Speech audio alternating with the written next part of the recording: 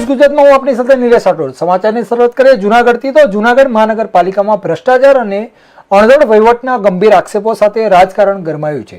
મનપાના વિરોધ પક્ષના નેતા લલિત પણસારા દ્વારા પુરાવા સાથે સ્ટેન્ડિંગ કમિટીના ચેરપર્સન શ્રીમતી પલ્લવીબેન ઠાકર તેમજ ભેદભાવયુક્ત નીતિ અપનાવીને મનપાની તિજોરીને કરોડોનું નુકસાન પહોંચાડવાનો ગંભીર આરોપ લગાવવામાં આવ્યો છે.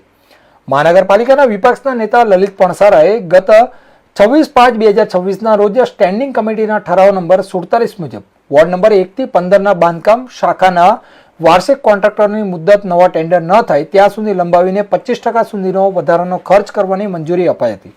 પરંતુ માત્ર 15 દિવસમાં જ રાજકીય રમત રમાઈ અને 11/6/2026 ઠરાવ નંબર 48 થી માત્ર વોર્ડ નંબર 5, 6 અને 11 અને 12નો ત્યાં મુદ્દત પુરાવો રજૂ કરીને ત્યાં તાત્કાલિક રીટેન્ડરિંગ કરવાનો આદેશ કરાયો.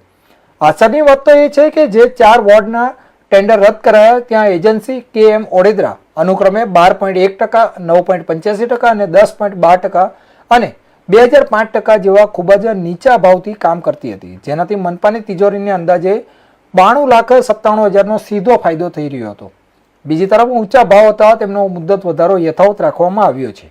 અત્યારે વિકાસનો સીધો આક્ષેપ છે કે આ માત્ર સેટિંગવાળી એજન્સીઓને લાવવા અને મનપાની તિજોરી ખાલી કરવાનો કારસો છે.